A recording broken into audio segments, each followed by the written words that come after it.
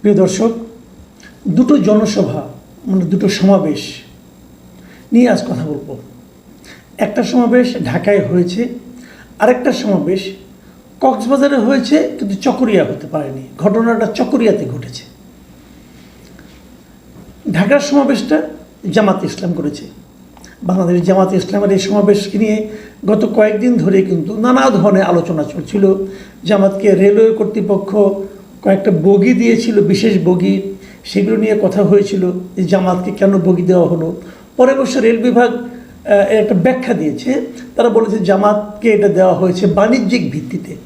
জামাত এটার ভাড়া পরিশোধ করেছে এবং রেল বিভাগ মনে করেছে যেহেতু ছুটির দিনে এমনিতে লোকজন কম হয় এই ট্রেনে, তাহলে ট্রেনে যদি দুটো বগি ফুল থাকে অসুবিধাটা কী। আবার বিপরীত দিকে রেল বিভাগ থেকে এটাও বলা হয়েছে যদি আমরা এই ট্রেনের বগি দুটো ওদের কাছে ভাড়া না দিতাম তাহলে হয়তো অনেক লোক মিটিংয়ে আসার জন্য হয়তো বিনা টিকিটেই চলে আসতো। কাজে আমাদের লাভ হয়েছে বাণিজ্যিকভাবে। এটা খুব ভালো একটা বক্তব্য এবং খুব ভালো একটা উদাহরণ। আমি আশা করব এই উদাহরণটা যেন এখানে থেমে না থাকে।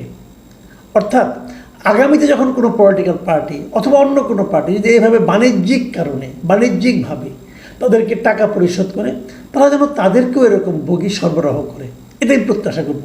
যদি আগামীতে এই ধরনের উদাহরণ আমরা দেখতে না পাই তাহলে বুঝবো এটা ছিল কোনো লজিক না, এটা ছিল একটা অজুহাত, জাস্ট জামাতকে দেওয়াটাকে জাস্টিফাই করা একটা অজুহাত।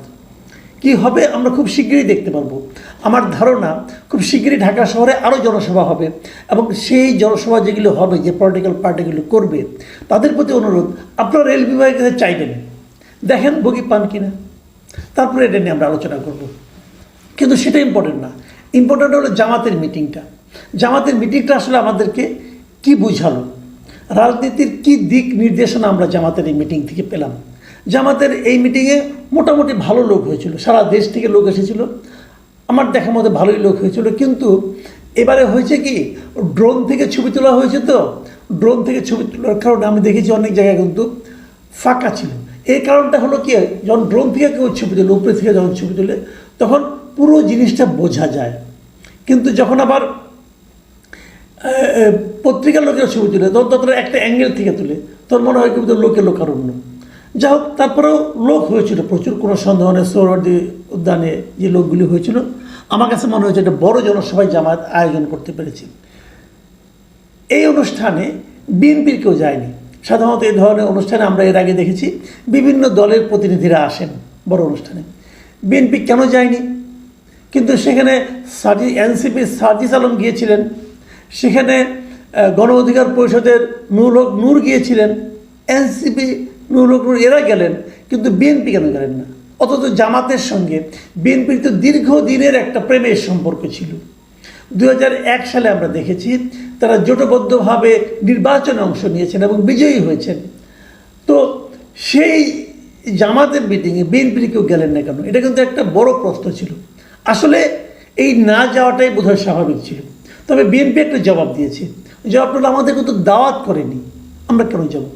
জামাত কেন দাওয়াত করেনি আমি জানি না জামাতের ব্যাখ্যা। তবে এতটুকু বুঝি যে একটা বেসিক বিষয়, সামনে যখন ইলেকশন হবে সেই ইলেকশনে বিএনপি এবং জামাত তো পরস্পরের প্রতিদ্বন্দ্বী হবে। দেখুন, যখন জোট হয়, বিশেষ করে ভোটের রাজনীতিতে যখন জোট হয়, সাধারণত 1 নম্বর দল আর 2 নম্বর দল মিলে কিন্তু জোট কখনো হয় না। এটাই নিয়ম। 1-এর সঙ্গে 3-এর হয়, 3-এর সঙ্গে অথবা 2-এর সঙ্গে 3-এর হয়, অথবা 3-এর সঙ্গে 2-এর সঙ্গে 4-এর হয়, এরকম হয়। কিন্তু প্রধান 2 প্রতিদ্বন্দ্বী একসঙ্গে মিলে জোট করবে, তাহলে দ্বিতীয় দলটা কে? কাজে এটা না হওয়াটাই কিন্তু লজিক্যালি স্বাভাবিক। তারপরেও সামনে নির্বাচন হবে, নির্বাচনকে কেন্দ্র করে কিন্তু নানা রকম ইকুয়েশন এর মধ্যে চলছে, রাজনৈতিক বিরোধ আছে, পিআর পদ্ধতি নিয়ে একটা বড় বিরোধ আছে। এই সংস্কার যে আলোচনাগুলো হচ্ছে সেখানে পিআর পদ্ধতিতে উচ্চকক্ষ গঠন হবে কি হবে না, এটা নিয়ে জামাত এবং বিএনপির মধ্যে একটা বড় ধরনের বিরোধ আছে। এখানে জামাত পিআর পদ্ধতি চায়, জামাতের সঙ্গে সঙ্গে ইসলামী আন্দোলন চায়, তার সঙ্গে এনসিপি চায়। তো এগুলো কি আলটিমেটলি একটা ভবিষ্যৎ নির্বাচনী জোটের ইঙ্গিত বহন করে কিনা আমরা এখনও কিন্তু ক্লিয়ার না। তবে এরকম কিছু একটা হতে পারে বলে অনেকে মনে করেন। এগুলি সবগুলো পারিপার্শ্বিক বর্ণনা। মূল যে পয়েন্টটা মিটিংয়ে সেটা নিয়ে বলি।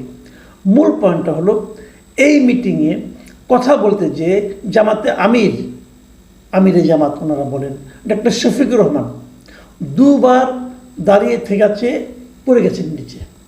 উনি দাঁড়িয়ে কথা বলছিলেন, প্রথম একবার পড়ে গেছেন, তারপর উঠেছেন, অনেকে ধরাধরি করে উঠিয়েছেন, উনি আবার বক্তৃতা শুরু করেছেন, উনি আবার পড়ে গেছেন। তৃতীয়বার আর ওঠার চেষ্টা করেন নাই, ওভাবে বসে থেকেই সামনের দিকে 2 পা ছড়িয়ে দিয়ে উনি ওখানে বসেই কথা বলেছেন। বক্তব্য সংক্ষিপ্ত ছিল, স্বাভাবিক, এরপরে বক্তব্য লম্বা দেওয়ার কোনো সুযোগ নেই। এখন প্রশ্ন হলো, কি বলছিলেন উনি? অল্প বক্তব্য হলো, আমার কাছে ওনার বক্তব্যটা খুবই গুরুত্বপূর্ণ মনে হয়েছে। উনি কি বলছিলেন? প্রথমবার যখন উনি দাঁড়ালেন বক্তৃতাতে, উনি একটা কথা বললেন যে একটা লড়াই হয়েছে ফ্যাসিবাদের বিরুদ্ধে, আরেকটা লড়াই হবে দুর্নীতির বিরুদ্ধে। জামায়াত যে দুর্নীতিমুক্ত সমাজ গড়বে তার প্রথম প্রমাণ হচ্ছে, এইটুকু বলে উনি বাক্যটা শেষ করতে পারেন নাই, উনি পড়ে গেছেন। মানে জামাত যে আসলে একটা দুর্নীতিমুক্ত সমাজ গঠন করতে চায় তার প্রথম একটা প্রমাণ উনি দিতে চেয়েছিলেন, প্রমাণটা আমরা পাইনি, দেওয়ার আগে উনি পড়ে গিয়েছিলেন। আমি আশা করব জামাত ইসলামী বাংলাদেশ পরবর্তী সময়ে এই প্রমাণটা তারা লিখিতভাবে দিতে পারেন। আমরা জানতে চাই তাদের প্রথম প্রমাণটা কি, যেটা দেখে আমি উপলব্ধি করতে পারি যে জামাত অবশ্যই একটা দুর্নীতিমুক্ত সমাজ গড়বে। আবার যিনি যখন দ্বিতীয়বার উঠলেন, দ্বিতীয়বার উঠে কিন্তু আবার বললেন যে দুর্নীতিমুক্ত বাংলাদেশ আমরা সবাইকে নিয়ে গড়ব। আমরা কথা দিচ্ছি আল্লাহর মেহেরবানি ও জনগণের ভালোবাসা নিয়ে জামাত যদি সরকার গঠন করে তাহলে, এইটুকু বলে বাক্যটা শেষ করতে পারেন নাই, উনি আবার পড়ে গেছেন। এবং দ্বিতীয়বার পড়ার পর ডাক্তাররা দেখলাম ছোটাছুটি করলেন, অনেকে দেখলাম ওনার ব্লাড প্রেশার চেক করছেন, অনেকে দেখলাম হাত থেকে আঙ্গুল থেকে রক্ত নিলেন, নিয়ে হয়তো ডায়াবেটিস চেক করছেন, এরকম অনেক কিছু হতে থাকলো। তারপর উনি যখন বসে থাকলেন, বসে বসে উনি আরও অনেক কথা বললেন। সেগুলোর মধ্যে মূল কথাটা কি? মূল কথাটা হলো, জামাত যদি এমপি হতে পারে, সরকারে যেতে পারে, তাহলে উনি আগামী দিনে কোনো এমপি মন্ত্রীগুলো সরকারি প্লট গ্রহণ করবে না, কোনো এমপি মন্ত্রী কোনো ট্যাক্সবিহীন গাড়ি চলবে না, কোনো এমপি ও মন্ত্রী তাদের নিজেরা টাকা চালাচালি করবে না। তারা যদি কোনো কাজের বরাদ্দ পায়, সেই কাজটা শেষ হওয়ার সঙ্গে সঙ্গে সেই কাজের বিস্তারিত প্রতিবেদন তারা জনগণের সামনে তুলে ধরবে। এবং উনি বললেন, চাঁদা আমরা নেব না, দুর্নীতি আমরা করব না, চাঁদা আমরা নিতে দেব না, দুর্নীতি সহ্য করব না। কথাগুলি আমার কাছে ভালো লেগেছে। আমি মনে করি এই মুহূর্তে দুর্নীতিটা হলো বাংলাদেশের অন্যতম বড় একটা সমস্যা। যারা এই সরকারে যায় তাদের প্রথম কাজ হলো আজান দিয়ে দুর্নীতি শুরু করেন।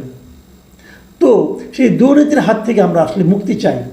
এই যে কথাগুলি জামাতের নেতারা বলেছেন, এই কথাগুলোকে এই ভঙ্গিতে বিএনপির কেউ বলবেন? যদি বিএনপি আগামীতে সমাবেশ করেন, তাদের কাছে আমার আহ্বান থাকবে, আপনারা এসে বলুন যে আপনারাও কোনো দুর্নীতি করবেন না, দুর্নীতি করতে দেবেন না। আর এখানে, কারণ এটা বিএনপির জন্য আমার মনে হয় কতটা সহজ হবে আমি জানি না, কারণ এরই মধ্যে ক্ষমতায় যাওয়ার আগেই দেশের প্রত্যন্ত অঞ্চলে কিন্তু আমরা দেখেছি যে বিএনপির লোকজন দুর্নীতিতে জড়িয়ে গেছে, তাদেরকে বিএনপি কন্ট্রোল করতে পারেনি।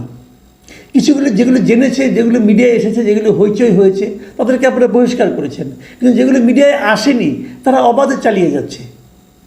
এটা আপনাদের রাজনৈতিক একটা ব্যর্থতা, দলীয় একটা ব্যর্থতা। কেন পারেননি আপনারা জানেন, আর আপনাদের নেতৃত্বের ব্যর্থতা বলে আমি মনে করি। জামাত যেটা বললো তারা দুর্নীতি করবে না, তারা কি অলরেডি কোথাও কোথাও দুর্নীতি শুরু করেনি? করেছে কিনা এই বিষয়টা নিয়ে আমি আমার দর্শকদের অনুরোধ করব, আপনারা যদি কোথাও পেয়ে থাকেন যে জামাতের লোকজন দুর্নীতি করছে, প্লিজ আমাদেরকে জানান। সেগুলো নিয়ে আমরা আলাপ করবো, জামাতের নেতৃবৃন্দকে জানাবো। আপনারা যে দুর্নীতিমুক্ত দেশ গড়তে চান, আপনাদের লোকজন তো অলরেডি শুরু করে দিয়েছে। জামাতের এই মিটিংয়ের পাশাপাশি চকরিয়া একটা ঘটনা ঘটছে, কক্সবাজারের চকরিয়া। কক্সবাজারে এনসিপি মিটিং করতে গিয়েছিল দুদিন আগে। আপনারা জানেন এই এনসিপি গোপালগঞ্জে যে কি একটা ঝামেলা পাকিয়েছিল, ওনারা পাকিয়েছেন অথবা ওনাদের কেন্দ্র করে অন্য কেউ পাকিয়েছে, যাই হোক করেছে। আমি নিজে সেখানে বলেছিলাম এর পেছনে মূল কারণ হলো উস্কানিমূলক বক্তব্য। কেন দেবেন? আপনি আবার রাজনীতির কথা বলেন, ব্যক্তিকে ধরে ব্যক্তির চরিত্র হনন করে বক্তব্য দেওয়াটা কোনো সুস্থতার প্রয়োজন বলে আমি মনে করি না। আপনাকে বাইরে থেকে যে বলতে হবে কেন যে এই লোকটা খারাপ? এটা তো ওইখানকার লোক জানে। ঠিক সেই একই কাজ এবার তারা করেছেন কক্সবাজারে। কক্সবাজারের যে এই এনসিপির মুখ্য সমন্বয়ক নাসিরউদ্দিন পাটোয়ারি, তিনি কি বলেছেন আমি ওনার কথা হুবহু পড়ে শোনাই আপনাদেরকে। তিনি বলেছেন, আগে নারায়ণগঞ্জে বিখ্যাত গডফাদার শামীম ওসমান ছিল, এখন শুনছি কক্সবাজারের নব্য গডফাদার শিলং থেকে এসেছে, ঘের দখল করেছে, মানুষের জায়গা জমি দখল করছে, চাঁদাবাজি দখল করছে, আবার নাকি সে সংস্কারও বুঝে না। নাম না বললাম, কক্সবাজারের জনতা এ ধরনের সংস্কার বিরোধী যে পিয়ার বোঝে না, রাজপথে তাদেরকে দেখিয়ে দেবে ইনশাল্লাহ। এটা নাম বলা দরকার নেই রে ভাই, এটা সবাই জানে আপনি কার কথা বলেছেন। এটা যে সালাউদ্দিন আহমেদের কথা বলেছেন এটা সবাই জানে, কারণ সালাউদ্দিন আহমেদ দীর্ঘদিন এই সব গুম হওয়ার সময় আওয়ামী লীগ আমলে উনি শিলংয়ে অবস্থান করছিলেন, শিলং থেকে আসতে পারছিলেন বলে বলা হচ্ছিল। যাই হোক, এর ফলটা কী হলো? এর ফলটা হলো চকরিয়ায় তাদের যে সভাটা হওয়ার কথা ছিল সেই সভা মঞ্চ বিএনপির বিক্ষুব্ধ লোকজন যে ভেঙে দিয়েছে। ভাই আপনি এভাবে যদি কোনো ব্যক্তিকে আক্রমণ করেন এটা মানুষ ভালোভাবে নেয় না। যদি সালাউদ্দিন আহমেদ চাঁদাবাজ হয়ে থাকেন, যদি সালাউদ্দিন আহমেদ ঘের দখল করে থাকেন, যদি সালাউদ্দিন আহমেদ গডফাদার হয়ে থাকেন, সে তো তাকে নাম বলার দরকার নেই, ওখানকার লোকজনই সব জানে। আপনি ওভাবে বলেন আপনার গডফাদারের বিরুদ্ধে রাজনীতি করছেন, এটা বললেই তো হয়ে যায়। কিন্তু নাম ধরে উচ্চারণ করার দরকারটা কোথায়?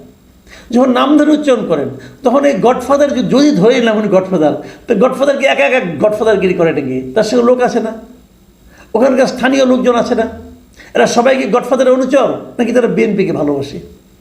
দুটোই হতে পারে। তারা তো মিছিল করে যে চকরিয়া আপনার মঞ্চ ভেঙে দিল, আপনি হয়তো পালিয়ে আসলেন, আপনি চকরিয়া যেতেই পারলেন না, লাভটা কী হলো? এখান থেকে না আমার মনে একটা সন্দেহ আসে। সন্দেহটা কি, এরা কি আসলে ইন্টেনশনালি সব জায়গায় যায় একটা করে গণ্ডগোল পাকাতে? কেন যায়? এই গণ্ডগোল পাকিয়ে দিতে লাভ কি? একবার আওয়ামী লীগের বিরুদ্ধে বলে, একবার আওয়ামী লীগের নেতার বিরুদ্ধে বলে, একবার বিএনপির বিরুদ্ধে বলে, বিএনপির নেতার বিরুদ্ধে বলে, এবং মাঝখানে এই নাসিরুদ্দিন পাটোয়ারি একবার বলেছিলেন যে উনি হিসাব করে দেখেছেন যে বিএনপি নাকি 50 থেকে 100টা আসন পাবে আর ওনারা নাকি 200-র উপরে পাবে। এই ভদ্রলোক বলেছিল। তাকে আপনি তো বলবেন তার মাথা ঠিক নাই, এলোমেলো হয়ে গেছে, বলতে পারেন আপনি, কিন্তু আমি বলবো না। কারণ উনি তো এত বড় একটা দল এনসিপি, তার মুখ্য সমন্বয়ক, গুরুত্বপূর্ণ পদ, গুরুত্বপূর্ণ ব্যক্তি। তো গুরুত্বপূর্ণ ব্যক্তিদের কাছ থেকে আমরা কিন্তু আসলে গঠনমূলক বক্তব্য শুনতে চাই। আমি গতকালকে বলেছিলাম যে দেখেন, দেশটাকে বিভক্ত করার দায়িত্ব নিয়েন না, মানুষের মধ্যে ঐক্যবদ্ধ করার জন্য একটা প্রচেষ্টা করেন। উৎসাহ রটনা করে, মানুষকে গালাগাল করে আমাদের দেশের মানুষের ভালোবাসা অর্জন করা যায় না। এই দেশের মানুষ বেসিক্যালি মিলেমিশে থাকতে চায়। সেই ধরনের কাজ করুন। মাস্তানি করে, মানুষকে তুচ্ছ তাচ্ছিল্য করে, যেটা নাকি আওয়ামী লীগের আমরা অনেক মন্ত্রীরা করতো, হাসান মাহমুদ, ওবায়দুল কাদের, এরা করতো। মানুষ এটা পছন্দ করে না। যদি মানুষের ভালোবাসা অর্জন করতে না পারেন তাহলে বেশি দূর যেতে পারবেন না ভাই। এই দৌড় খেয়ে পালাতে হবে সব জায়গা থেকে। আমি একটা কথা বলে এখানে শেষ করি জামাতের মিটিং সম্পর্কে। জামাতের মিটিংয়ে জামাতের আমিরের যে পড়ে যাওয়ার ঘটনাটা, এটা নিয়ে দেখলাম সোশ্যাল মিডিয়ায় অনেকে নানা ধরনের ট্রল করেছেন, অনেকে বলেছেন এটা নাকি অভিনয় ছিল। আমি তাদের জন্য এটা বলবো, ভাই দেখেন, উনি একজন বয়স্ক লোক। আজকের আবহাওয়াটা দেখেন, প্রচণ্ড গরম ছিল, এর মধ্যে একজন মানুষ পড়ে যেতেই পারে। এটাকে এইভাবে ব্যাখ্যা করেন না। যারা এইভাবে ব্যাখ্যা করে এক ধরনের আমোদ অনুভব করছেন, আমি এই আমোদটাকে সমর্থন করতে পারি না ভাই। মানবিকভাবে দেখা উচিত। আপনি সুস্থ সবল মানুষ, আপনিও কখনো পড়ে যেতে পারেন। এটা অভিনয় হতে যাবে কেন? এটা অভিনয় করে না লাভ কি? যাই হোক, আমি আবারও বলছি, মানুষকে ইনসাল্ট করে কোনো লাভ নাই। কি সালাউদ্দিন সাহেব, কি জামায়াতের আমির, এদেরকে মানুষ হিসেবে বিচার করেন, মানবিক হন। তাদের ব্যাপারে সমালোচনা থাকতে পারে, সারাদিন সমালোচনা করেন, কোনো সমস্যা নাই। কিন্তু এই ট্রল করা, অমানবিক আচরণ করা এবং গালাগাল করা, এটা কোনো সুস্থতার পরিচয় বহন করে না। প্রিয় দর্শক, এখন